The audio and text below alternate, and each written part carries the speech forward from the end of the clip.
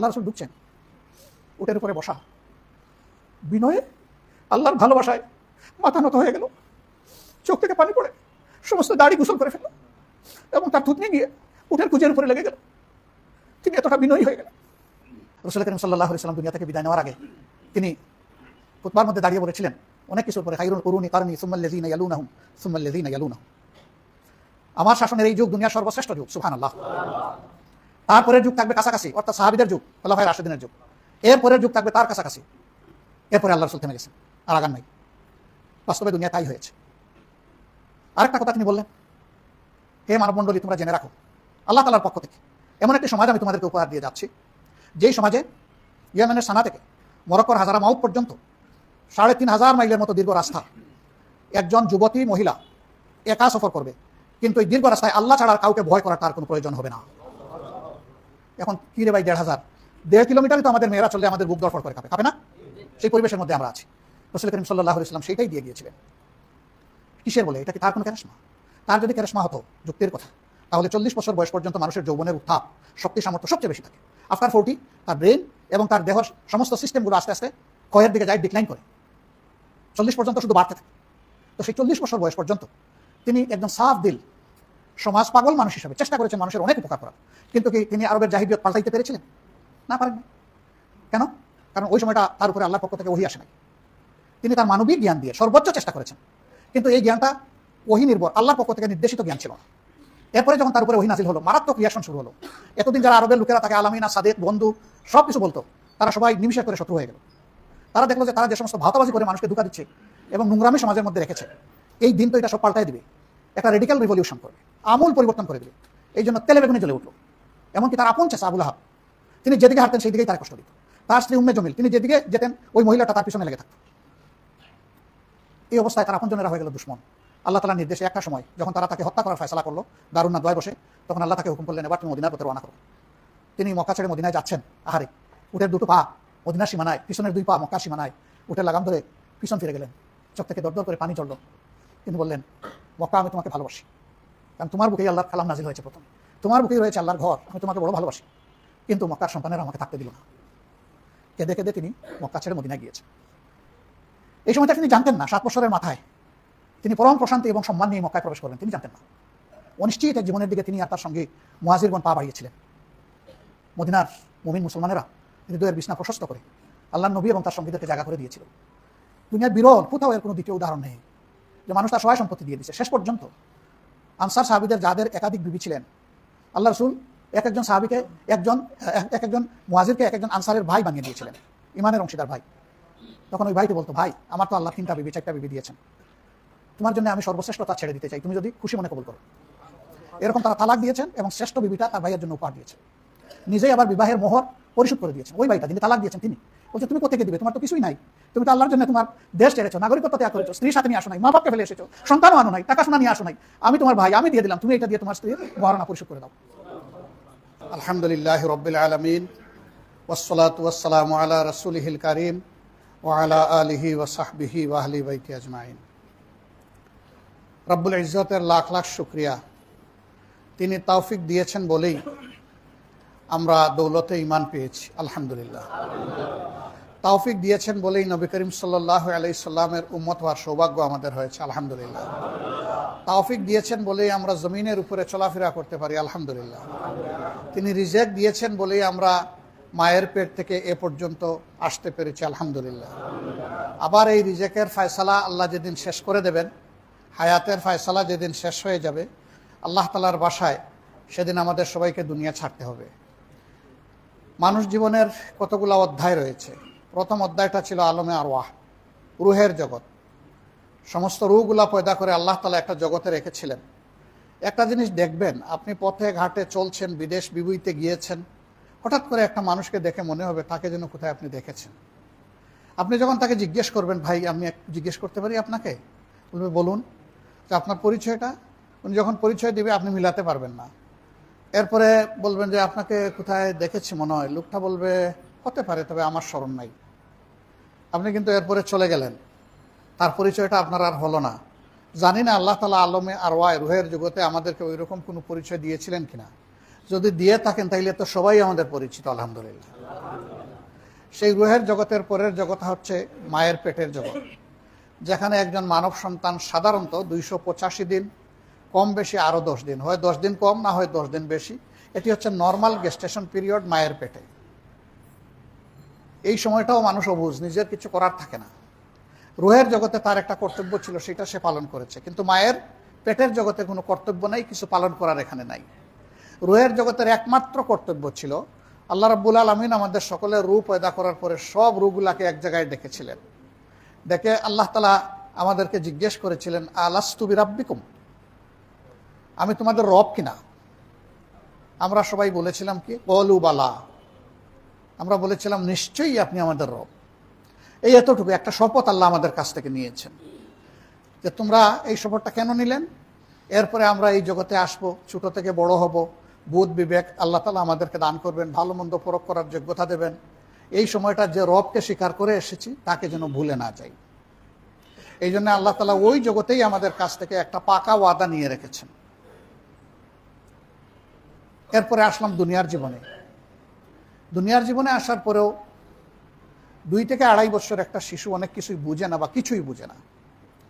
তখন মায়ের বুকে আল্লাহ তাআলা তার জন্য নিরাপদ বিছানা বানায় দেন, এবং ওই বুকের মধ্যেই আল্লাহ তাআলা মানব সন্তানের জন্য 2.5 বছরের খুরাক আল্লাহ তাআলা ওই বুকে রিজেক পয়দা করে দেন। আধুনিক মায়েরা মাঝখানে কি শুরু করলো? বাচ্চাকে আর্টিফিশিয়াল ফিডিং করবে, বুকের দুধ দিবে না। এতে দেখা গেল যে কয়েক বৎসরের ভিতরে সারা বিশ্বে অসংখ্য মানুষ, অসংখ্য মা, অসংখ্য মহিলা, অসংখ্য বোন স্তন ক্যান্সারে আক্রান্ত হতে লাগলো। এটার পর বিজ্ঞানীরা যখন গবেষণা চালালো যে আগে এত ছিল না, এখন কেন এত হলো, দেখা গেল যে সময়টা থেকে এই মোটিভেশন দেওয়া হয়েছে যে দরকার নাই বাচ্চাকে, মানে বাচ্চার জন্য তোমার এই কষ্ট স্বীকার করার, আর্টিফিশিয়াল ফুড তো বাজারে কত উন্নত মানের আছে, ওইটা দিয়ে চালাই দাও। ওই চালাইয়া দিতে গিয়ে সবক কলিমা যারা গ্রহণ করেছিলেন তারা বেশিরভাগ এই মুসিবতে পড়েছে। তখন আবার পাল্টা মোটিভেশন শুরু হলো, না বাচ্চাকে বুকের দুধ দাও।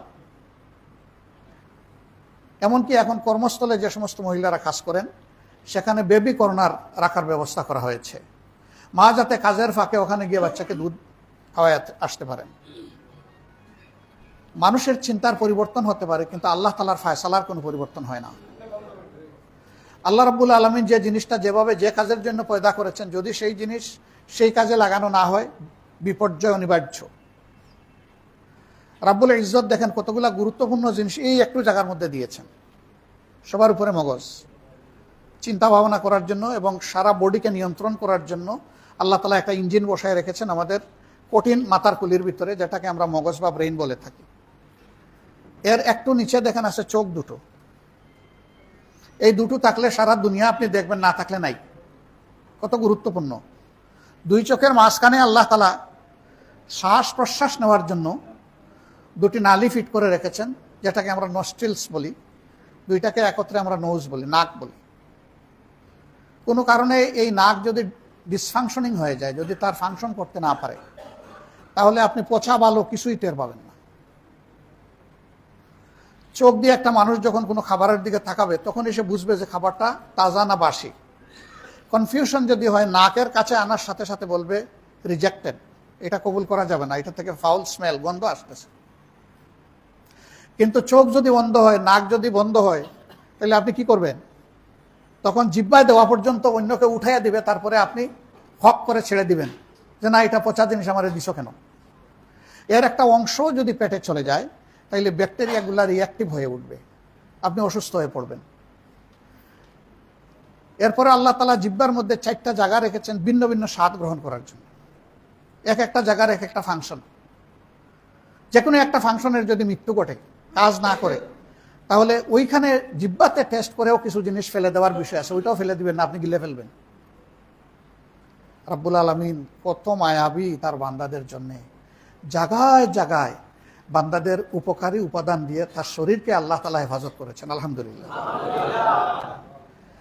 আল্লাহ তাআলার কয়টা নিয়ামতের কথা আমরা জানি আর কয়টা আমরা বয়ান করতে পারবো। অসংখ্য জিনিস আমাদের জানার বাইরে, খুব তুচ্ছ অংশ আমরা জানি। এই জানা নিয়ে কি ফুটানি, কি বাহাদুরি, বাপরে বাপ! কার চেয়ে কে বড় পণ্ডিত, কার চেয়ে কে বড় যুক্তিবাদী, কার চেয়ে কে বড় বিদ্বান এবং বুদ্ধিমান, এই নিয়ে দুনিয়ায় ঠেলাঠেলি প্রতিযোগিতা হয়। এই মগজ, এই দিল, এটার উপরে আল্লাহ তাআলা ইলহাম করেন। সেই ইলহাম একজন মুমিনের অন্তরেও হতে পারে, অন্য কারো অন্তরেও হতে পারে। কিন্তু ইলহাম কখনো কুশিক্ষা নিয়ে আসে না, আল্লাহর পক্ষ থেকে সুশিক্ষা নিয়ে আসে। একটা ছুরি যে আপনি তৈরি করবেন, এটাতেও ইলহাম লাগবে, প্রথম যে তৈরি করেছে। এখন একটা ছুরি তৈরি হওয়ার পরে এটা দুই ধরনের কাজেই লাগতে পারে। একটা কাজ হলো প্রাত্যহিক জীবনের কাজকর্ম সারা,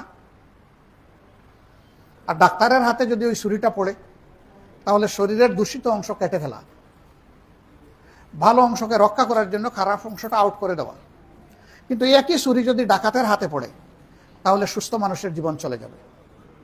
ডাক্তারের হাতে পড়লে এটা অসুস্থ মানুষকে সুস্থ করার উপাদান হিসেবে ব্যবহার হবে, আর ডাকাতের হাতে পড়লে সুস্থ মানুষের জীবন চলে যাওয়ার এইটা হবে হাতিয়ার। ছুরির কোনো কেরামতি নেই। কেরামতি আল্লাহ যে হাতটা দিয়েছেন ওই হাতেরও কোনো কেরামতি নেই আল্লাহ যদি শক্তি না দিয়ে থাকেন। যে কোনো হাতকে যে কোনো সময় আল্লাহ অবশ করে দিতে পারেন, হাতের শক্তি আল্লাহ ছিনিয়ে নিতে পারেন। এই জন্যে আল্লাহ তাআলার সিফত হচ্ছে আলা কুল্লি শাইইন কাদির, সমস্ত কিছুর উপরে তিনি একমাত্র ক্ষমতাধর, সব ক্ষমতা তার হাতে।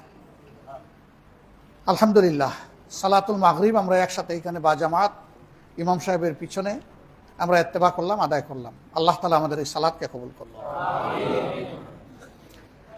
এই সালাত এমন একটি ইবাদত যেটি কুফরি এবং ইমানের মধ্যে পার্থক্য সৃষ্টিকারী কষ্টি পাথর। যে বলে যে আমার ইমান আছে কিন্তু আমি নামাজ পড়ি না, আসলে তার ইমান নাই। ইমান মানে হচ্ছে আল্লাহ তাআলার প্রত্যেকটি হুকুমকে মেনে নেওয়া এবং পালন করার চেষ্টা করার নাম। তা আমি মেনে নিলাম কিন্তু কিছুই পালন করলাম না, তো কিসের মেনে নিলাম? মানার মানেই হচ্ছে আমাকে পালনও করতে হবে। নামাজ বা সালাত একমাত্র ইবাদত যেটাতে বান্দা তার আল্লাহর শানে লুটাইয়া পড়ে পূর্ণ আনুগত্য প্রকাশ করে। আবার এটা আল্লাহ প্রকাশ্য করে দিয়েছেন, গোপনে নয়। 5 বার আসতে হবে এবং সময় মতো জামাতের সাথে আদায় করতে হবে। কেন? রোজা তো এইভাবে দেখাইয়া কারো কিছু করতে হয় না, যাকাতও দেখাইয়া দেওয়ার কোনো বিধান নাই, এগুলা গোপন ইবাদত। সাদকা গোপন ইবাদত। হজ শুধু গোপন করা যায় না, কারণ অসংখ্য মানুষের সাথে আপনি হজ পালন করবেন, কেউ না কেউ আপনাকে দেখবে। নামাজের জন্য আল্লাহ জামাত বাধ্যতামূলক করেছেন এই কারণে যে আল্লাহ তাআলা তার দপ্তরে তলব করেন 5 বার যে তোমরা আমার আনুগত্যের বন্ধনের ভিতরে আছো কিনা। ইমাম সাহেব যখন তাকবীরে উলা বলে হাত বাঁধেন তখন থেকে আমরা সবাই তার কমান্ডে চলে যাই। তিনি যখন তেলাওয়াত করে রুকুতে যাবেন আল্লাহু আকবার বলে আমরা তাকে অনুসরণ করি। সামি আল্লাহু লিমান হামিদা, আমরা রব্বানা লাকাল হামদ বলে আল্লাহর দরবারে আমরা প্রশংসা পেশ করি। এরপরে তিনি যখন আল্লাহু আকবার বলে সিজদায় যান আমরা তাকে অনুসরণ করি। তিনি উঠে মাঝখানে একটু বসেন, আমরা বসি, আবার তিনি যান, আমরা যাই। কখনো ইমাম সাহেবকে এক্সিট করে যদি কোনো মুসল্লি ইচ্ছাকৃত যায় তার নামাজ ফাসিদ হয়ে যাবে, তার নামাজই হবে না। কারণ তার দায়িত্ব হচ্ছে ইমাম সাহেবকে অনুসরণ করা। এই অনুসরণের সবচেয়ে মগজ হচ্ছে সিজদা। রাসূল পাক সাল্লাল্লাহু আলাইহি সাল্লাম বলেন, বান্দা এবং আল্লাহর মধ্যে দূরত্ব সবচেয়ে কমে যায় গোলাম যখন সিজদায় পড়ে। সিজদায় গিয়ে কি করি আমরা? আমরা বলি সুবহানা রাব্বিয়াল আ'লা।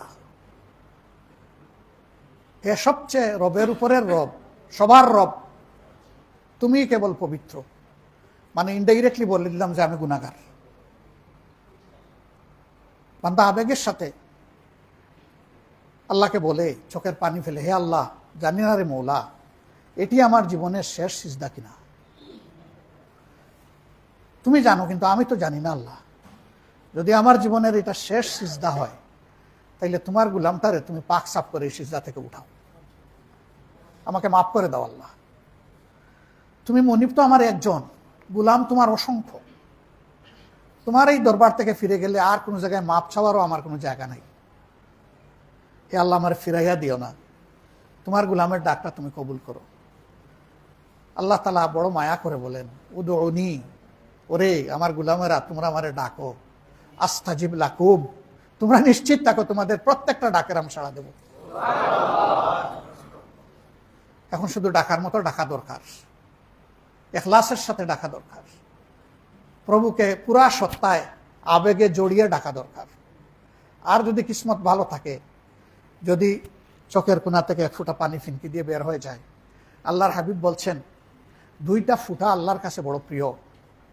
একটা হচ্ছে আল্লাহ তাআলার রাজত্ব দুনিয়ায় কায়েম করার জন্য লড়াই করে যারা জীবন দেয়, সেই সমস্ত মানুষ হইল শহীদ, শহীদের রক্তের ফুটা আল্লাহর বড় প্রিয়। আর একটা ফুটা হচ্ছে আল্লাহর ভয়ে প্রেমে বান্দার চোখের কোণা থেকে যে পানি বের হয়, ওঠাও আল্লাহর প্রিয়। সুবহানাল্লাহ। শহীদের রক্তের সাথে মুত্তাকির চোখের পানির ফুটাকে আল্লাহ তাআলা একই মাপে কবুল করে নিয়েছেন। কত বড় কিসমত আমাদের।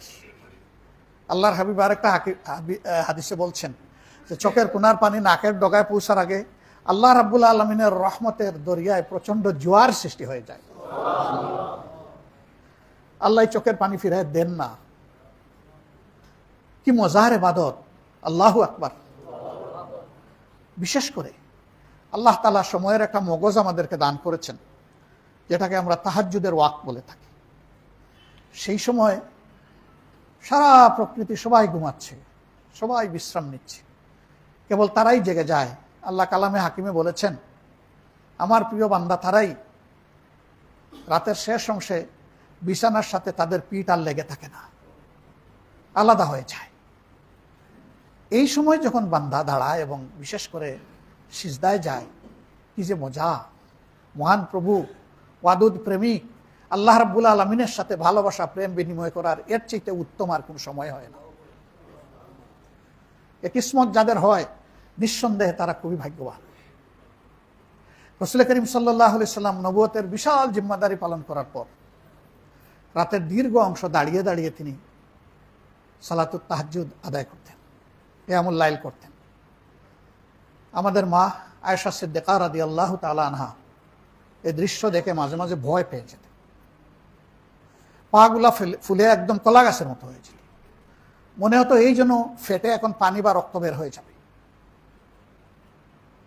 নামাজ শেষ করার পরে একদিন বললেন, হে আল্লাহর হাবিব, সারাদিন এত কষ্ট করেন, নবুয়তের দুর্বহ বোঝা বহন করেন, আবার রাতের এত দীর্ঘ সময় দাঁড়িয়ে আপনি সালাত আদায় করেন, আপনি কি লক্ষ্য করেন না আপনার শরীরের কি অবস্থা হয়? জিজ্ঞেস করলেন কি হয়? বললেন যে আপনার পাগুলা ফুলে কলা গাছের মতো হয়ে যায়, মনে হয় যেন ফেটে রক্ত অথবা পানি বের হয়ে যাবে। আপনি কি নিজের উপরে আরো একটু ইহসান করতে পারেন না হে আল্লাহর হাবিব?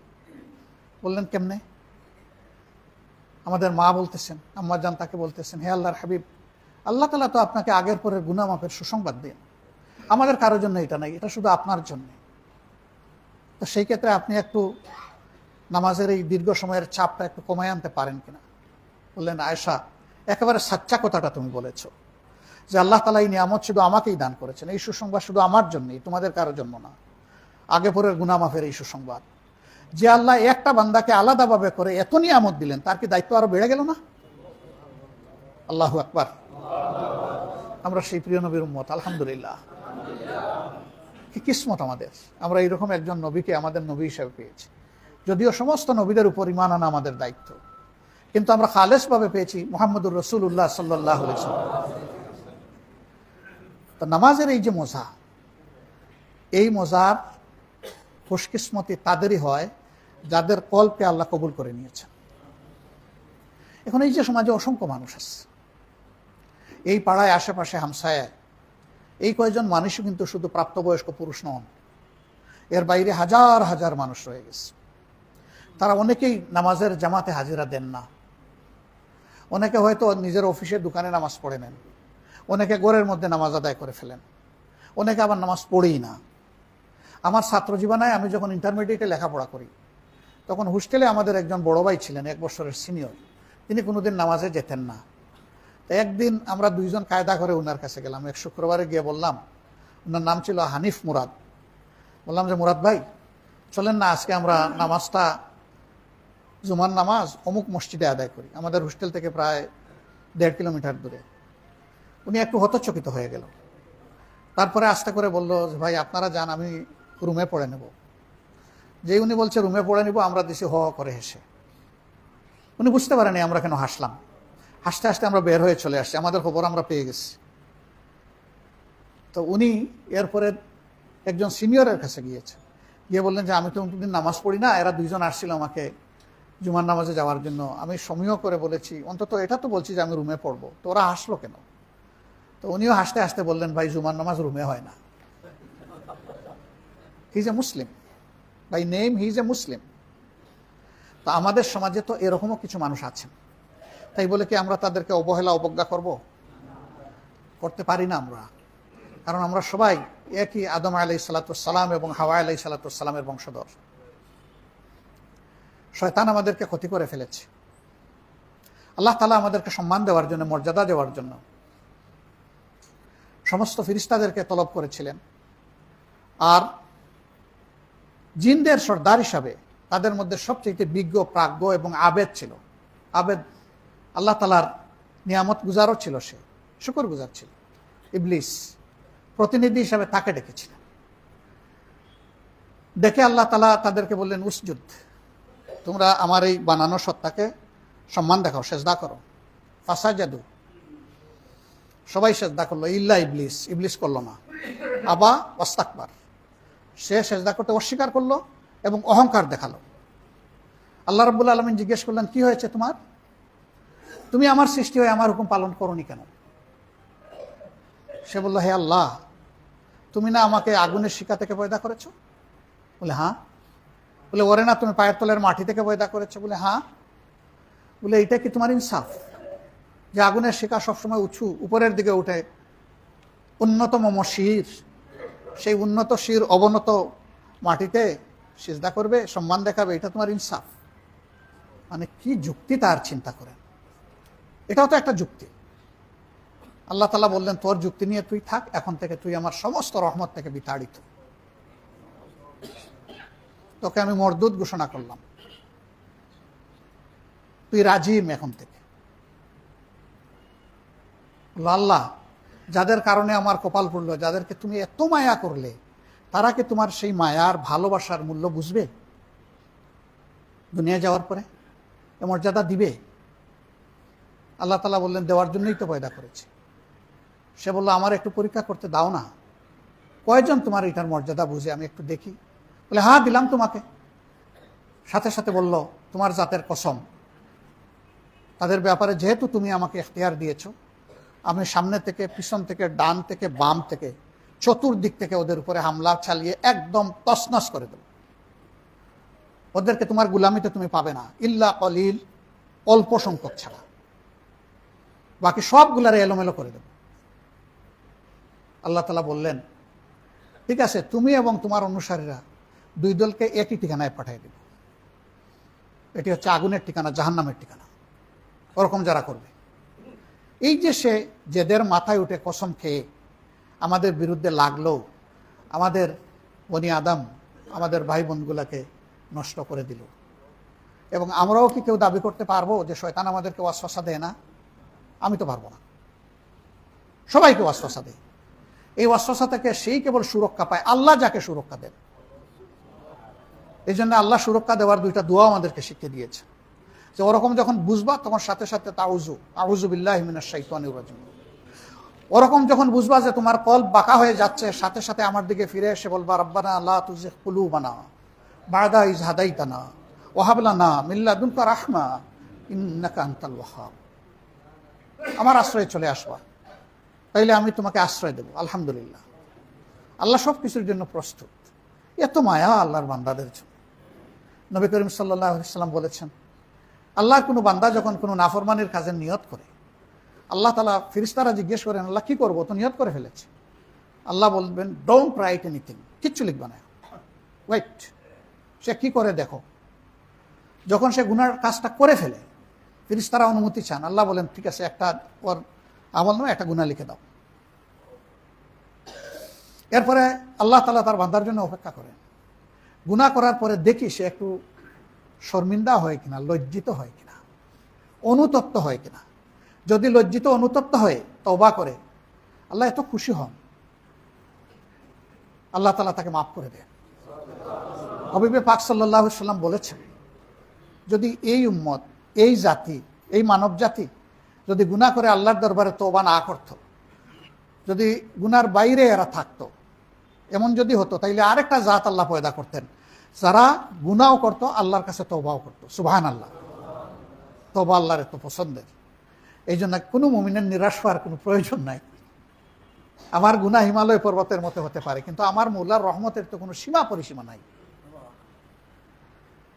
বান্দা যখন আল্লাহর কোনো ইবাদত করবে, কোনো ভালো কাজ করবে, প্রত্যেকটা কাজই মুমিনদের হচ্ছে ইবাদত, যখন সে করবে তখন তার এইটা আত্মবিশ্বাস থাকবে যে আমার আল্লাহ আমার এই ইবাদত কবুল করছেন, করবেন কিনা এরকম না, দৃঢ় একই যে আমি তো আমার আল্লাহর জন্যই করছি, আর কারোর জন্য না, খালেসভাবে ওয়াহেদ আল্লাহর জন্য, কাজে আমার কোনো ইবাদত আমার আল্লাহ ব্যর্থ করে দেবেন না। এই ইয়াকিন নিয়ে বান্দা তার ইবাদতগুলো করবে।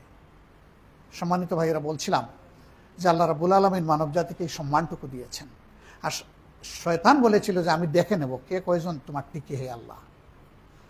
এই যে নামাজের গুরুত্বটা তো এই জায়গায়, ওই সেজদা নিয়েই তো মাস শুরু হয়েছে। এই জন্য আল্লাহও দেখতে চান যে মন ভরে আমরা কয়টা মানুষ সেজদা করি আল্লাহকে। এখন আমরা দেখব অনেকে বাকি অতীত জিন্দেগিতে অনেক ফরজ সেজদা আমরা তরক করে ফেলেছি। কি করব এখন?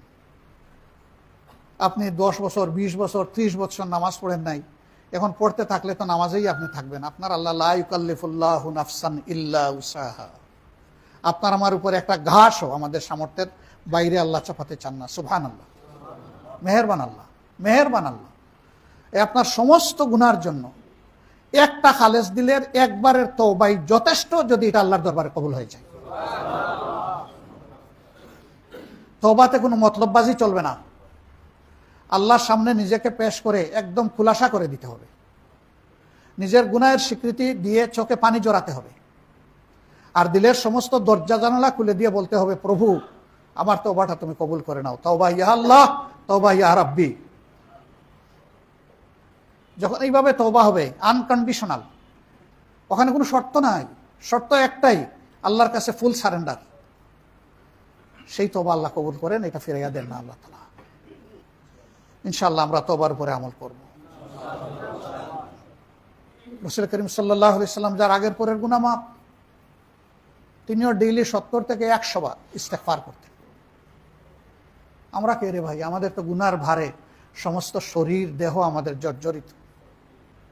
অবশ্যই আমাদেরও আল্লাহর দরবারে ইস্তেগফার খালেস দিলে করা দরকার। আমরা নামাজ এখানে আদায় করি আজকেই প্রথম না, আলহামদুলিল্লাহ। আপনারা যুগ যুগ ধরে এখানে আদায় করছেন। মসজিদের ভিতরে কি কোনো কিলাকিলি হয়? গালাগালি হয়? বিশৃঙ্খলা হয়? কেন হয় না? একজন মাত্র ইমাম, শত শত হাজার হাজার মুসল্লি, 1 লক্ষ মুসল্লিও যদি থাকেন, আরফার ময়দানে তো 15-20 লক্ষ মানুষ একসাথে সালাত আদায় করে। দুনিয়ার সবচেয়ে বড় জামাত হয় আরফার জামাত, একজন ইমাম, বাকি সবাই মুক্তদি, ইক্তেদা করে তার মুসল্লি, কোনো আওয়াজ নাই, কান ভরে সবাই ইমামকে অনুসরণ, তিনি যা করতে বলেন তাই তারা করে।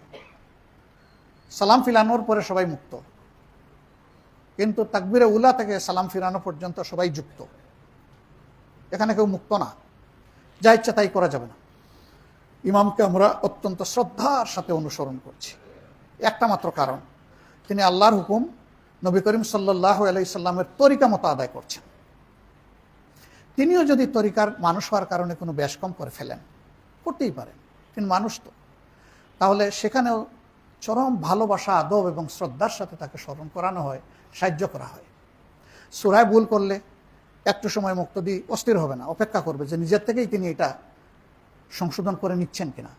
যদি দেখেন না আবারও তিনি পেশ খেয়ে গেছেন, মুক্তদির দায়িত্ব হচ্ছে ওই অংশটা তেলাওয়াত করে তাকে স্মরণ করে সহযোগিতা করা। তিনি বসবেন, উঠে যাচ্ছেন, তখন পিছনের মুক্তদি বলবে সুবহানাল্লাহ। তেনার উঠার কথা, তিনি বসে গেছেন, তখন মুক্তদি বলবে আল্লাহু আকবার। কত সুন্দর আল্লাহ তাআলার তারিফ করে, তাসবিহ করে, তাকবীর করে ইমাম সাহেবকে তার মুসল্লিরা সহযোগিতা করছেন।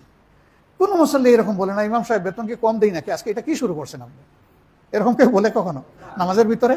না, কেউ বলে নাই। কারণ বুঝে যে আমার ইমাম সাহেব তো আমার মতোই মানুষ, হ্যাঁ আমার চাইতে উন্নত মানুষ, তাই বলেই তো তিনি ইমাম। তিনি ইমামুল হাইয়া ওয়াল মাইয়া। আমি যখন জীবিত তখন তার পিছনে ইক্তেদা করি, আর আমি যখন দুনিয়া থেকে চলে যাই তখন তিনি আমার পিছনে চলে আসেন, তার সামনে আমি চলে যাই। আমার লাশটা সামনে নিন, তিনি আল্লাহর দরবারে আমার জন্য দুনিয়ার শেষ দোয়াটা করে দেন, সবাইকে সাথে নিয়ে দোয়া একবার। আলহামদুলিল্লাহ। এই জন্য আমাদের ইমাম সাহেবদেরকে আমরা অত্যন্ত শ্রদ্ধা করি, ভালোবাসি। ইমাম সাহেবকে ভালোবাসি আল্লাহর কারণে। এই ভালোবাসা আলাদা কিছু না, আল্লাহর জন্য ভালোবাসি। নামাজে আল্লাহর হুকুমটা মানবো, শান্তি হবে। সমাজে কি আল্লাহর কোনো হুকুম নাই? এমন কোন জিনিসটা আছে যে ব্যাপারে কোরআন শরীফে আল্লাহ তাআলা হুকুম নাজিল করেন নাই? এরপরে যেটা স্পষ্ট মানুষের কাছে, সেইটাও নবী করিম সাল্লাল্লাহু আলাইহি সাল্লামের আমলের মাধ্যমে সুস্পষ্ট হয়ে গেছে। ইন্তেকালের আগে নবী করিম সাল্লাল্লাহু আলাইহি সাল্লাম আমাদের সমস্ত আম্মাগণকে একত্রিত করলেন, আজওয়াজে মুতাহহারা। পরে বললেন, আমি তো দুনিয়া ছেড়ে চলে যাব, আমার একটা আমানত তোমাদের উপরে রেখে যাই, আমার উম্মতকে এটা পৌঁছে দিও। তিনি কিছু সময় চুপ থাকলেন এই কথা বলে। আম্মাজানরা চিন্তা করতেছেন কোন আমানতটা বাকি রাখলো যেটা আমরা পৌঁছাতে পারবো। তিনিই তো সব পৌঁছে দিয়েছেন। এরপরে নিজের থেকে বললেন, দেখো আমি যখন আমার সঙ্গী সাহাবীদের সাথে চলাফেরা করি তখন তারা আমাকে দেখে শুনে, আমাকে বুঝে এবং শিখে, তারপরে তারা আমল করে। কিন্তু আমি যখন তাদের ছেড়ে তোমাদের একান্ত হয়ে যাই, বিশ্রামের জন্য রাতের বেলা চলে আসি, তখন তো তারা আমার সাথে থাকে না। আমার এই অংশের আমলটা সম্পর্কে তারা কিছুই জানে না। শয্যা গ্রহণ থেকে শয্যা ত্যাগ পর্যন্ত আমার কি আমল, এটা তারা কিছুই জানে না। তো এই সময়ের আমল তো আমাদের সবার কাছে ক্লিয়ার। এই সময় আমল মানুষ তাদের স্ত্রীদের সাথে বসবাস করে। দুনিয়ার সবচেয়ে স্পর্শকাতর আমল এটা। আল্লাহ রাসূল বলে দিলেন, দেখো আমাকে আল্লাহ তাআলা আমার উম্মতের জন্য উসওয়ায়ে হাসানা ঘোষণা করেছেন, আদর্শ হিসেবে, সর্বোত্তম আদর্শ হিসেবে ঘোষণা করেছেন। আমার প্রত্যেকটি কাজ ইবাদত এবং প্রত্যেকটি কাজ মুমিন করবে আমি যেভাবে করি সেইভাবে। সুতরাং এই গোপন ইবাদতটাও তোমরা আমার উম্মতকে জানাই দিবা। সুবহানাল্লাহ। স্ত্রী সহবাসের তরিকাও জানাই দিবা। আর বাকি থাকলো কি আমাকে বলেন? দুনিয়ায় এমন কোনো কাজ নেই যে কাজের নির্দেশনা আল্লাহর দিনে নেই। নামাজে আল্লাহর হুকুমটা মানার কারণে যদি শান্তির পরিবেশ, দিলের শান্তি, পরিবেশের শান্তি, সম্মান ভালোবাসার পরিবেশ থাকে, তাহলে আল্লাহর হুকুমটা সমাজে মানলে সেই শান্তি কি আমরা পাবো না? অবশ্যই পাবো। রাসূল করিম সাল্লাল্লাহু আলাইহি সাল্লাম দুনিয়া থেকে বিদায় নেওয়ার আগে তিনি খুতবার মধ্যে দাঁড়িয়ে বলেছিলেন অনেক কিছুর পরে, খায়রুল কুরুনি কারনি সুম্মাল্লাযীনা ইয়ালুনাহুম সুম্মাল্লাযীনা ইয়ালুনাহুম। আমার শাসনের এই যুগ দুনিয়ার সর্বশ্রেষ্ঠ যুগ। সুবহানাল্লাহ। তারপরের যুগ থাকবে কাছাকাছি, অর্থাৎ সাহাবীদের যুগ, খোলাফায়ে রাশিদিনের যুগ। এর পরের যুগ থাকবে তার কাছাকাছি। এরপরে আল্লাহ রাসূল থেমে গেছেন, আর আগান নাই। বাস্তবে দুনিয়ায় তাই হয়েছে। আরেকটা কথা তিনি বললেন, হে মানব মণ্ডলী, তোমরা জেনে রাখো আল্লাহ তাআলার পক্ষ থেকে এমন একটি সমাজ আমি তোমাদেরকে উপহার দিয়ে যাচ্ছি, যেই সমাজে ইয়েমেনের সানা থেকে মরক্কোর হাজারা মাউত পর্যন্ত ৩৫০০ মাইলের মতো দীর্ঘ রাস্তা একজন যুবতী মহিলা একা সফর করবে, কিন্তু এই দীর্ঘ রাস্তায় আল্লাহ ছাড়া আর কাউকে ভয় করার তার কোনো প্রয়োজন হবে না। এখন কি রে ভাই, ১৫০০, ১.৫ কিলোমিটারই তো আমাদের মেয়েরা চললে আমাদের বুক দরফড় করে কাঁপে, কাঁপে না? সেই পরিবেশের মধ্যে আমরা আছি। রাসূল করিম সাল্লাল্লাহু আলাইহি সাল্লাম সেইটাই দিয়ে গিয়েছিলেন। কিসের বলে? এটা কি তার কোনো ক্যারেশমা? তার যদি ক্যারেশমা হতো, যুক্তির কথা, তাহলে ৪০ বছর বয়স পর্যন্ত মানুষের যৌবনের উত্থাপ, শক্তি, সামর্থ্য সবচেয়ে বেশি থাকে। আফটার 40 তার ব্রেন এবং তার দেহর সমস্ত সিস্টেমগুলো আস্তে আস্তে ক্ষয়ের দিকে যায়, ডিক্লাইন করে। ৪০ পর্যন্ত শুধু বাড়তে থাকে। তো সেই ৪০ বছর বয়স পর্যন্ত তিনি একদম সাফ দিল, সমাজ পাগল মানুষ হিসাবে চেষ্টা করেছেন মানুষের অনেক উপকার করার। কিন্তু কি তিনি আরবের জাহিলিয়ত পাল্টাইতে পেরেছিলেন? না, পারেন না। কেন? কারণ ওই সময়টা তার উপরে আল্লাহর পক্ষ থেকে ওহী আসে নাই। তিনি তার মানবিক জ্ঞান দিয়ে সর্বোচ্চ চেষ্টা করেছেন, কিন্তু এই জ্ঞানটা ওহী নির্ভর, আল্লাহর পক্ষ থেকে নির্দেশিত জ্ঞান ছিল না। এরপরে যখন তার উপরে ওহী নাজিল হলো, মারাত্মক রিয়াকশন শুরু হলো। এতদিন যারা আরবের লোকেরা তাকে আলামিন আর সাদেক, বন্ধু সব কিছু বলতো, তারা সবাই নিমিষের করে শত্রু হয়ে গেল। তারা দেখলো যে তারা যে সমস্ত ভাওতাবাজি করে মানুষকে ধোঁকা দিচ্ছে এবং নোংরামি সমাজের মধ্যে রেখেছে, এই দিন তো এটা সব পাল্টায় দিবে, একটা রেডিক্যাল রিভলিউশন করবে, আমূল পরিবর্তন করে দিবে। এই জন্য তেলে বেগুনে জ্বলে উঠল। এমনকি তার আপন চাচা আবুল আহাব, তিনি যেদিকে হাঁটতেন সেই দিকেই তারা কষ্ট দিত। তার স্ত্রী উম্মে জমিল, তিনি যেদিকে যেতেন ওই মহিলাটা তার পিছনে লেগে থাকত। এই অবস্থায় তার আপনজনেরা হয়ে গেল দুশ্মন। আল্লাহ তাআলার নির্দেশে একটা সময় যখন তারা তাকে হত্যা করার ফয়সালা করলো দারুন নাদওয়ায় বসে, তখন আল্লাহ তাকে হুকুম করলেন, এবার তুমি মদিনার পথে রওনা করো। তিনি মক্কা ছেড়ে মদিনায় যাচ্ছেন। আহারে, উটের দুটো পা মদিনার সীমানায়, পিছনের দুই পা মক্কার সীমানায়, উটের লাগাম ধরে পিছন ফিরে গেলেন। চোখ থেকে দরদর করে পানি ঝরল। তিনি বললেন, মক্কা, আমি তোমাকে ভালোবাসি, কারণ তোমার বুকেই আল্লাহর কালাম নাজিল হয়েছে প্রথমে, তোমার বুকেই রয়েছে আল্লাহর ঘর, আমি তোমাকে বড় ভালোবাসি। কিন্তু মক্কার সন্তানেরা আমাকে থাকতে দিল না। কেঁদে কেঁদে তিনি মক্কা ছেড়ে মদিনায় গিয়েছেন। এই সময়টা তিনি জানতেন না 7 বছরের মাথায় তিনি পরম প্রশান্তি এবং সম্মান নিয়ে মক্কায় প্রবেশ করবেন, তিনি জানতেন না। অনিশ্চিত এক জীবনের দিকে তিনি আর তার সঙ্গে মুহাজিরগণ পা বাড়িয়েছিলেন। মদিনার মুমিন মুসলমানেরা হৃদয়ের বিছনা প্রশস্ত করে আল্লাহর নবী এবং তার সঙ্গীদেরকে জায়গা করে দিয়েছিল। দুনিয়ায় বিরল, কোথাও এর কোনো দ্বিতীয় উদাহরণ নেই যে মানুষ তার সহায় সম্পত্তি দিয়ে দিচ্ছে। শেষ পর্যন্ত আনসার সাহাবীদের যাদের একাধিক বিবি ছিলেন, আল্লাহ রসুল এক একজন সাহাবীকে এক একজন মুহাজিরকে এক একজন আনসারের ভাই বানিয়ে দিয়েছিলেন, ইমানের অংশীদার ভাই। তখন ওই ভাইটি বলতো, ভাই, আমার তো আল্লাহ 3টা বিবি 4টা বিবি দিয়েছেন, তোমার জন্য আমি সর্বশ্রেষ্ঠতা ছেড়ে দিতে চাই, তুমি যদি খুশি মনে কবুল করো। এরকম তারা তালাক দিয়েছেন এবং শ্রেষ্ঠ বিবিটা তার ভাইয়ের জন্য উপহার দিয়েছেন। নিজেই আবার বিবাহের মোহর পরিশোধ করে দিয়েছেন। ওই ভাইটা যিনি তালাক দিয়েছেন তিনি বলছেন, তুমি কোত্থেকে দিবে, তোমার তো কিছুই নাই, তুমি তো আল্লাহর জন্য তোমার দেশ ছেড়েছো, নাগরিকত্ব ত্যাগ করেছো, স্ত্রীর সাথে নিয়ে আসো নাই, মা বাপকে ফেলে এসেছো, সন্তানও আনো নাই, টাকা সোনা নিয়ে আসো নাই, আমি তোমার ভাই, আমি দিয়ে দিলাম, তুমি এটা দিয়ে তোমার স্ত্রীর মহারণা পরিশোধ করে দাও। আল্লাহর জন্য সেই পরিবেশ আল্লাহ তাআলা তৈরি করে দিয়েছিলেন। মাত্র 7 বছরের মাথায় আনসার আর মুহাজিরদের এই সম্মিলিত প্রয়াসে আল্লাহ তাআলা সমস্ত জগৎ পাল্টাই দিলেন। মক্কা বিজয়ের সময় 10,000 যোদ্ধা নিয়ে আল্লাহ রসুল 3 দিন মক্কাকে অবরোধ করে রাখলেন। 3য় দিনে গিয়ে ঢুকলেন। আল্লাহ রসুল যখন ঢুকছেন, এরকম বিজয়ীরা কি করে? উল্লাস করে, স্লোগান দেয়, মিছিল করে। আর আল্লাহ রসুল ঢুকছেন, উটের উপরে বসা,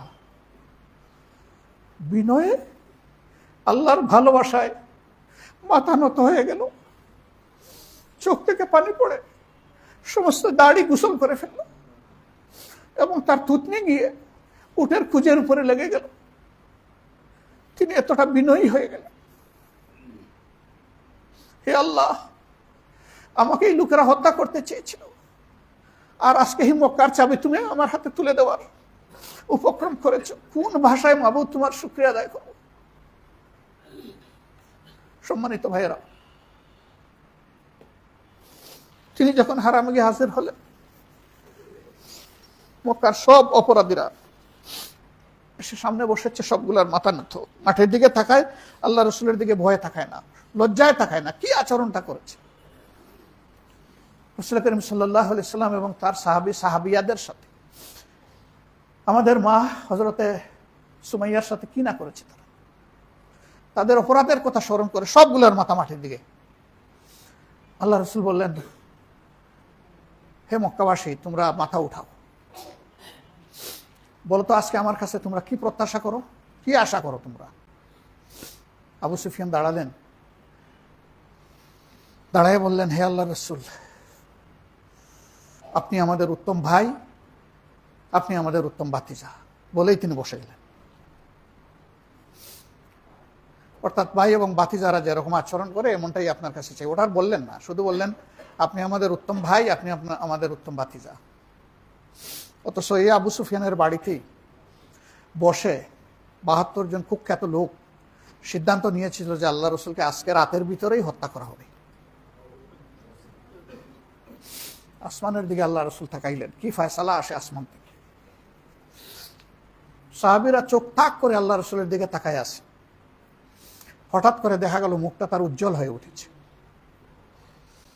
জান্নাতি দীপ্তিতে তার সমস্ত চেহারা নুরানি হয়ে গেছে।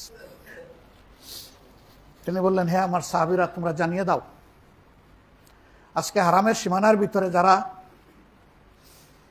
প্রাণ বয়ে আশ্রয় নিয়েছে এবং আবু সুফিয়ানের বাড়ির সীমানার ভিতরেও যারা আশ্রয় নিয়েছে, তাদের সকলের জীবন, সম্পদ এবং ইজ্জত সম্পূর্ণ নিরাপদ। তবে 10 জন কুখ্যাত ব্যক্তি, 10 অথবা 13, এখানে একটু ইখতিলাফ আছে, এদের নাম ধরে ধরে বললেন, এরা যদি কাবাগরের ভিতরে আশ্রয় নেয় অথবা কাবার গিলাফের ভিতরে যদি লুকাইয়া থাকে, এদেরকে টেনে বের করে এখানেই তাদেরকে হত্যা করা হবে। এটা এ কারণে নয় যে তারা আল্লাহ আল্লাহ এবং রসুলের বিরোধিতা করেছে, গালি দিয়েছে, এই কারণে নয়। তারা ছিল নিরীহ মুমিনদের সাথে গাদ্দারি করে তাদেরকে হত্যা করেছিল, সুতরাং হত্যাকাণ্ডের বিচার হচ্ছে মৃত্যুদণ্ড। এটাই তাদের পাওনা। না, এতজনকে হত্যা করার দরকার পড়ে নাই, হাতের কাছে পাওয়াও যায়নি। এই দুর্দান্ত হত্যাকারীরা, খুনিরা ভয়ে অনেকে মক্কা থেকে আগেই টের পেয়ে পালাই গেছে। 3 জন অথবা 4 জনকে এই দণ্ড কার্যকর করা হয়েছে। একজন যে পালিয়ে গিয়েছিল অনেকের মধ্যে, সে হলো আবু জেহেলের সন্তান ইকরামা। বাপের মতো সেও ছিল দুর্দান্ত, ইয়ামনে চলে গেছিল। মক্কা বিজয়ের পরে যখন আল্লাহ রসুল মুমিন মুমিনাদের বায়াত নিলেন, ইমান তাদেরকে আল্লাহর পক্ষ থেকে পৌঁছায় দিলেন, এর মাঝে ইকরামার স্ত্রীও ছিল, তিনি ইমান গ্রহণ করলেন। আল্লাহ রসুল যখন একটু অবসর হলেন তখন গেলেন, সালাম দিয়ে বললেন, আমি ইকরামার স্ত্রী। রাসূল করিম সাল্লাল্লাহু আলাইহি ওয়াসাল্লাম জানতে চাইলেন, তোমার কি কোনো কিছু আমার কাছে বলার আছে? বলে, হ্যাঁ আল্লাহর রসুল, আমি সেই মহিলা যার কতগুলো অবুঝ বাচ্চা রয়েছে। আমার স্বামী ইকরামা একজন দুর্দান্ত খুনি এবং আল্লাহ এবং রসুলের দুশমন। আর আমার শ্বশুরও এরকমই ছিল, আবু জেহেল। বদরের ময়দানে ওনাকে মুসলিম বাহিনী খতম করেছে, আর স্বামী ভয়ে পালিয়ে ইয়েমেনে চলে গেছে। আমি এখন কিভাবে চলবো? আল্লাহ রসুল বললেন, তুমি কি বলতে চাও?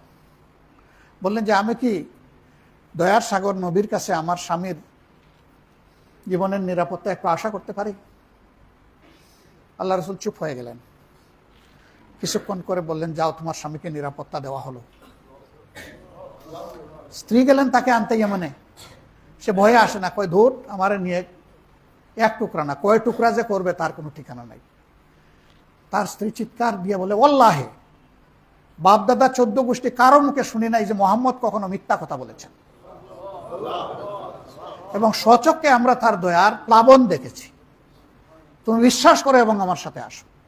এমন কোনো বেওকুফ আছে নাকি যে স্বামীকে হত্যা করিয়ে নিজে বিধবা হতে চায়? আসো, আমার সাথে আসো, আমি নবীর কথায় পুরাপুরি ঈমান রাখি। সে জোর করে ধরে নিয়ে আসছে। কাঁপতে কাঁপতে ইকরামা গিয়ে আল্লাহ রসুলের সামনে হাজির। বলেছেন, ইকরামা, তোমার কিছু বলার আছে? যে আল্লাহ রসুল, আমি অনুতপ্ত, একটা কথা বলছি। বলছেন, তুমি কি ঈমান আনবে? যে হ্যাঁ আল্লাহ রসুল, আমি ঈমান আনতে চাই। তাকে শপথ দিলেন। সেই ইকরামার সৌভাগ্যটা দেখেন, যাকে হত্যা করার ফয়সালা আল্লাহ রসুল প্রকাশ্যে ঘোষণা করেছেন, তার কিসমত খুলে গেল।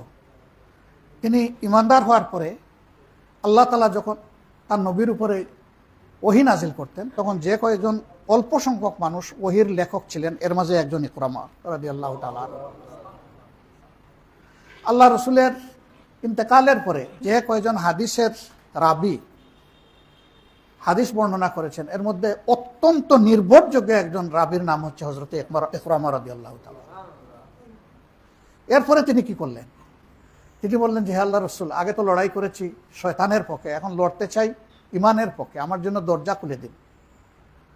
এই ইকরামা আলহামদুলিল্লাহ যুদ্ধের ময়দানে সৈনিক হিসাবে অংশগ্রহণ করলেন, যুদ্ধ করলেন। একটা সময় তার উপরে সেনাপতির দায়িত্ব পড়লো এবং পতাকা তার হাতে তুলে দেওয়া হলো। যুদ্ধের ময়দানে কাফেরদের বিরুদ্ধে লড়াই করতে করতে পতাকা হাতে তিনি শহীদ হয়ে গেলেন। এই জন্য ভাই কোনো মানুষকে ঘৃণা করবেন না, হিংসা করবেন না। বলছিলাম আমরা কুল্লু বনি আদম, সব মানুষকে ভালোবাসতে হবে। ভালো না বাসলে তার জন্য কল্যাণ কামনা করবেন না তো আপনি। সে হিন্দু, বৌদ্ধ, মুসলিম, খ্রিস্টান, সে যাই হোক, একটা কথা মনে রাখবেন, সে আদমের সন্তান। এই জায়গাটা মনে করে তার প্রতি দরদি হতে হবে আমাদেরকে। এখানে একটা খ্রিস্টান গির্জা আছে বোধহয়, পাশে আছে না? আমি একদিন বসছিলাম, তো ওদের সাথে কথা হলো।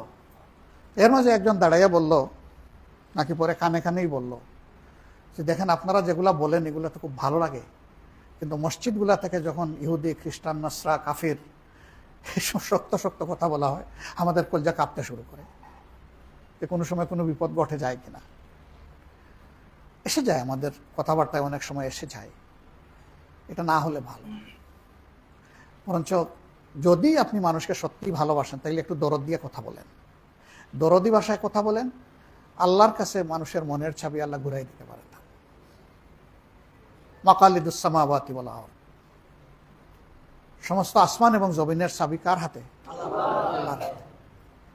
সেই চাবিওয়ালার কাছে যদি আমরা দাবিটা জানাই, এ দাবি ফেরত আসবে না ইনশাআল্লাহ। দুইজনের জন্য আল্লাহ রাসূল নাম ধরে ধরে বারবার দোয়া করতেন। একজন হলেন ওমর ইবনুল খাত্তাব রাদিয়াল্লাহু তাআলা আনহু, আরেকজন হলেন আমর ইবনে হিশাম। ওমর ইবনুল খাত্তাব রাদিয়াল্লাহু তাআলা আনহুকে মুসলিম ও মুসলিম সবাই জানে উনি কে। তিনি ইসলামের দ্বিতীয় খলিফা, আল্লাহ রসুলের পর দুনিয়ার সর্বশ্রেষ্ঠ শাসক, এটা সবাই স্বীকার করে। কিন্তু আমর ইবনে হিশামকে কেউ জানে না। এই মানুষটাকে, সেই হচ্ছে আবু জেহেল। এটা আবু জেহেলের নাম। আবু জেহেল কোনো নাম না, এটা আল্লাহ রসুলের দেওয়া উপাধি ছিল। যেহেতু তার মাঝে ওহীর জ্ঞান ছিল না, অনেক জ্ঞানী ছিল কিন্তু ওহীর জ্ঞান ছিল না, মানুষরা, মুশরিকরা তাকে বলতো আবুল হাকাম, হেকমতওয়ালাদের বাবা। আর রসুল করিম সাল্লাল্লাহু আলাইহি সাল্লাম এবং তার সঙ্গীরা বলতেন আবু জাহেল। আমরা আবু জাহেল হিসাবে সারা দুনিয়া চিনি, আমরা চিনি, মুসলমানরা, মুসলমানরা সবাই চিনি। এটা, এর কোনো বেশ কম নাই। আল্লাহ তাআলা কাছে দোয়া কি ছিল? বলতেন, হে আল্লাহ, এই দুইজনকে দিয়ে আমার শক্তিকে তুমি বাড়ায় দাও, আমার বাহুকে তুমি বলিষ্ঠ করো, না হয় কমপক্ষে একজন দাও, আমি ভিক্ষা চাই তোমার কাছে। আল্লাহ তাআলা একজনের জন্য কবুল করলেন, আরেকজনের কবুল হলো না। যার জন্য কবুল করলেন তিনি আল্লাহ রসুলকে হত্যা করার জন্যই বের হয়েছিলেন। যেদিন আল্লাহ তাকে হেদায়েত দিলেন, তলোয়ার খাপ থেকে খুলে চকচকা তলোয়ার নিয়ে যাচ্ছিলেন আল্লাহ রসুলকে হত্যা করবেন। তার এক বোনের নাম ফাতেমা। রাস্তায় যাওয়ার সময়, আল্লাহ রসুলের মেয়ে ফাতেমা না, এটা হযরতে ওমরের বোন ফাতেমা। রাস্তায় যাওয়ার সময় পরিচিত একজন বললেন, ওমর কোথায় যাও? আজকে তোমাকে বড় রৌদ্রমূর্তি মনে হচ্ছে, যেন কিছু একটা ঘটাবে তুমি। বলে, হ্যাঁ, এই জামানার যে বিপর্যয়, ফিতনা, এটাকে আজকে নির্মূল করে দিব। বলে, বুঝলাম না। বলে, বুঝো নাই, মুহাম্মদের গর্দান থেকে কল্লা উড়ানোর জন্য বের হয়েছে। বলে, তাই নাকি? বলে, হ্যাঁ। বলে, ভালো তো, নিজের চরকায় এর আগে একটু তেল দাও। বলে, আমার চরকায় আবার তেল কিসের? বলছে, খবর রাখো মিয়া, তোমার গড় আবাদ হয়ে গেছে, তোমার হাত ছাড়া হয়ে গেছে। কেমনে? কই যে তোমার বোন আর ভগ্নিপতি দুইজন তো মুহাম্মদের হাতে হাত রেখে বায়াত নিয়ে ইমানদার হয়ে গেছে। কে বলছে তোমার? বলে, আমি বলছি, দায়িত্ব নিয়ে বলছি। ওনার উদ্দেশ্য ছিল যে ইস্যুটাকে ডাইভার্ট করে দেওয়া, আর এর ফাঁকে আল্লাহ রসুলকে সতর্ক করা, ওখানে খবর পৌঁছে দেওয়া। উনি তখন ওই রাস্তা বাদ দিয়ে এই রাস্তায় রওনা করছে। ঠিকই ঘরের পাশে গিয়ে শুনে গুনগুন করে কোরআনের তেলাওয়াত, যে তেলাওয়াত তিনি লুকিয়ে লুকিয়ে চুটিয়ে চুটিয়ে কাবায় শুনতেন আল্লাহ রসুলের কণ্ঠ থেকে, সেরকম তেলাওয়াতের সুর ঘরের ভিতরে ধ্বনিত হচ্ছে। দরজায় গিয়ে খটখট আওয়াজ করেছেন, এই খুলো, আমি ওমর আসছি, দরজা খুলো। বয়ে তো তারা জড়সড় হয়ে গেছে। তাদের উস্তাদকে তারা ভিতরে পাঠিয়ে দিলেন, অন্য রুমে। বোন দরজা খুললেন, ভাই কি হয়েছে? কি হয়েছে? পরে এখানে কি শোনা গেল এত সময়? বলে, না তো। বলে, হ্যাঁ নিশ্চয়ই, মুহাম্মদ যা পাঠ করে তোমরা এরকম কিছু পাঠ করেছো। বলে, হ্যাঁ এরকম কিছু আমরা অবশ্য পাঠ করছিলাম। তো কে তোমাদেরকে পাঠ করালো? তৃতীয় আর একটা কণ্ঠ আমি শুনেছি, দ্বিতীয় কণ্ঠ, প্রথম দ্বিতীয় দুইটা আমি চিনি, ওইটা কাটা। বলে, এই তো আমাদের সামনে, আমরাই তো, আর কে ভাই? দেখুন আমরা দুইজনই তো। বলে, অবশ্যই না, আরেকজন আছে। বলে, না আমরাই। বলে, আচ্ছা তো দেখি কি পাঠ করছিলে? বোন তখন বলে উঠলেন, নৌ, কোরআন কোনো নাপাকের হাতে হস্তান্তর করা হবে না। যখন এটা বলছেন, এর আগে পিটাইছেন ভগ্নিপতিকে, এরপরে পিটাইছেন উনাকে। দুইজনকেই রক্তাক্ত করছে। বোন এইরকম শক্ত করে ধরে আঁকড়ে আছে, কিন্তু ওইটা ছাড়েন না। তখন বললেন যে তোমার এইটা যদি আমার পড়তে হয় কি করা লাগবে? বলে তোমার আগে গোসল করা লাগবে, পাক হওয়া লাগবে, ঈমান আনা লাগবে। এত কিছু করে এটা পড়তে হবে? বলে হ্যাঁ, এত কিছু। প্রাইমারিলি তিনি ওখানেই কাবু হয়ে গেছেন, তাই করেছেন। করে এসে বলছেন যে এখন বলে আমরা তো তোমাকে ঈমানের বায়াত দিতে পারবো না, আমরা যা পড়েছি ওখানে গেলে তাই পড়তে পারবো। বলে চলো আমাকে নিয়ে চলো। তলোয়ার কিন্তু ঝুলছে। সাহাবীরা দূর থেকে দেখে আল্লাহ রসুলকে বললেন, হে আল্লাহ রসুল, ওমর আসছে আর তলোয়ার ঝুলছে। তো আল্লাহ রসুল মিষ্টি এসে দিয়ে বললেন, ওরে আসতে দাও। হযরতে হামজা এগিয়ে এসে বললেন, যদি নেক নিয়তে আসে বুকে জড়াইয়ে ধরবো, বদ নিয়তে আসলে হামজাই আল্লাহর পক্ষ থেকে যথেষ্ট তার ফয়সালার জন্য। ডোন্ট ওরি, তোমরা ভিতরে চলে যাও, আমি আসি আল্লাহ রসুলের পাশে। গিয়ে যখন ওমর হাজির হয়েছেন, আল্লাহ রসুল সালাম দিয়ে বলেছেন, ভাই ওমর, তুমি কি জন্য এসেছো? বলেছেন যে আল্লাহ রসুল, আমি ঈমান নিতে এসেছি। তো ঈমান নিতে তো আমার কাছে কুলা তলোয়ারে কেউ আসে না। তলোয়ার কুলা কেন? যে আল্লাহ রসুল, আমি মিথ্যা বলবো না, আমি আপনাকে হত্যা করার জন্য বের হয়েছিলাম। এর মধ্যে আমার জীবনের মোড় ঘুরে গেছে। এই কথা শোনার পরে আল্লাহু আকবার, দাঁড়ে আর কামে যে আওয়াজ উঠলো, তাকবীরের ধ্বনি উঠলো, মনে হচ্ছিল যে সাদ উপরে উড়ে যাবে। এত খুশি হয়েছেন সাহাবীরা। তিনি ঈমান আনলেন, সবাই তাকে মুআনাকা করলেন। আল্লাহ রসুল তার মাথায় হাত রেখে বিশেষভাবে দোয়া করে দিলেন। এরপরে বললেন, আল্লাহ রসুল, এখন কি করব? বললেন, এখন তো সালাত পড়বা। বলে সেটা কিভাবে? বলে এটা তো আসলে জামাতে আদায় করার কথা, কিন্তু আমরা তো পারি না এখন যেতে। একটা সময় আমরা যেতাম, এখন আর যাই না, কারণ ওরা আমাদেরকে নানাভাবে উত্ত্যক্ত করে। তিনি বললেন যে আমাদের শিখিয়ে দেন, আজানও দিব আর নামাজও হবে ইনশাআল্লাহ। চলে গেলেন খাবার চক্করে, আজান দিচ্ছেন, দৌড়াই আসছে সবগুলা। সংক্ষিপ্ত আজান শেষে বললেন, এই তোমরা কি জানো কার দিকে দৌড়াই আসছো?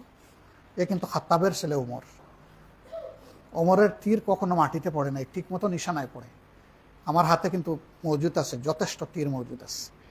কেউ যদি বিরুদ্ধতার জন্য আসো, আমি সাবধান করে দিচ্ছি, হয় বিধবা করবা তোমাদের স্ত্রীকে, না হয় তোমাদের মায়ের চোখে পানি ঝরবে। যার যার পথ ধরো, সামনে আগাবা না। বয়ে সবাই পালায় গেছে। আল্লাহু আকবার। তিনি দাঁড়ায় গেছেন।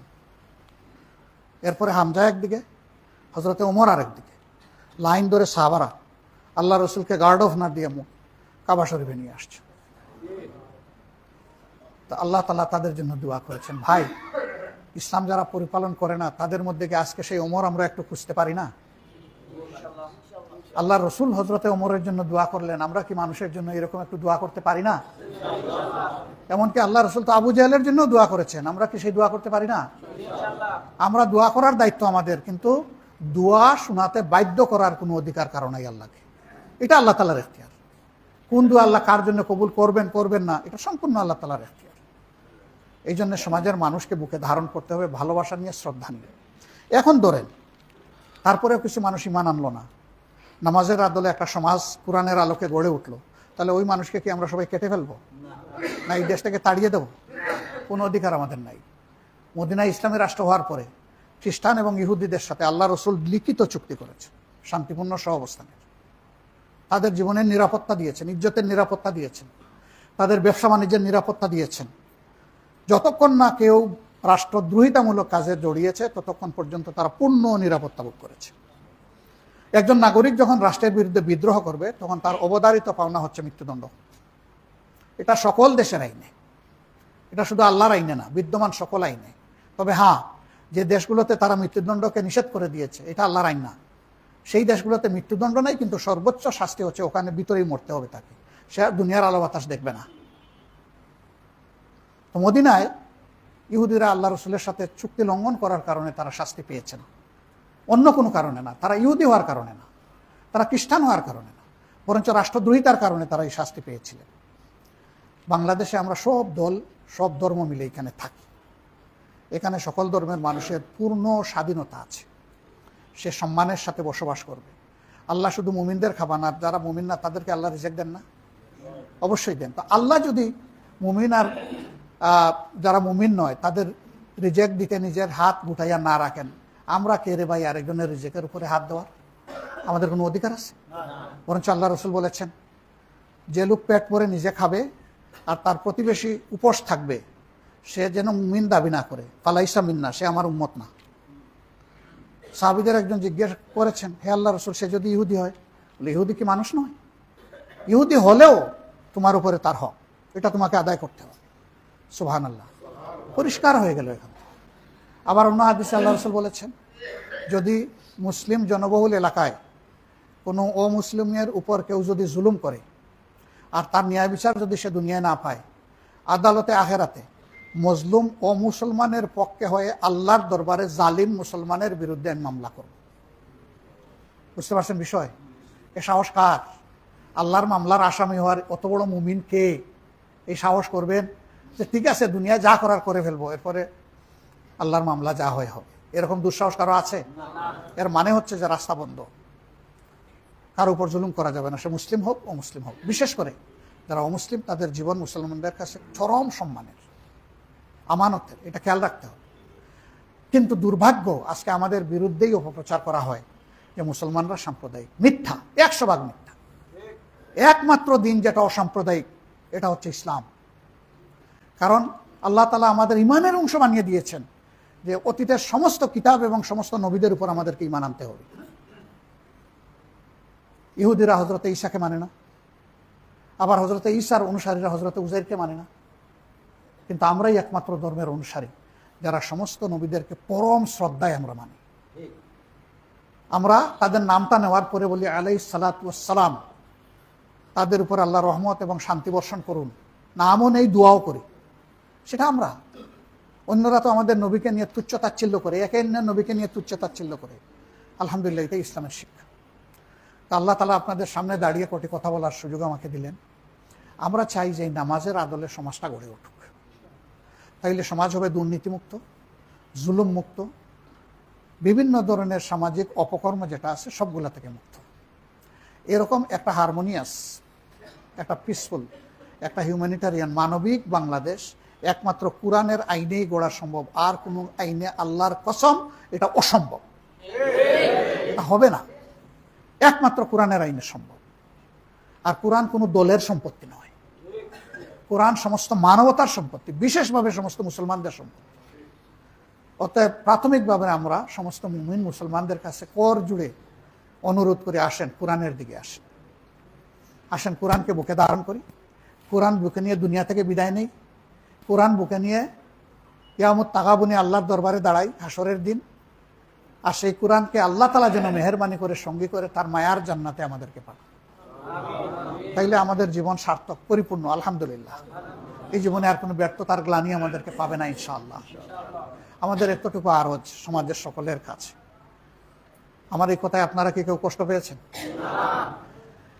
যদি কথাগুলো আল্লাহ তাআলার পছন্দ হয়ে থাকে তাহলে আল্লাহ তাআলার দরবারে আমি তৌফিক চাই, আল্লাহ যেন প্রথমে আমাকে আমল করার তৌফিক দেন, এবং আমরা যারা শুনলাম আমাদের সবাইকে যেন আল্লাহ আমল করার তৌফিক দেন। বহু মানুষ দিনের জন্য শহীদ হয়েছে, হয়তো আরো কিছু মানুষকে যুগে যুগে আল্লাহ শহীদ হিসাবে কবুল করবেন। আমি আপনাদের কাছে একটা মাত্র দোয়া চাই, আপনারা দোয়া করবেন আমার মওতটা যেন শহীদ হিসাবে হয়।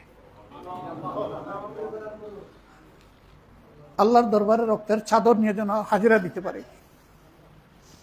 সেদিন আল্লাহ যদি জিজ্ঞেস করেন, কিরে তোর মার পেট থেকে তো রক্তের চাদর দিয়ে তোর পয়দা করিনি, আজকে এরকম কেন?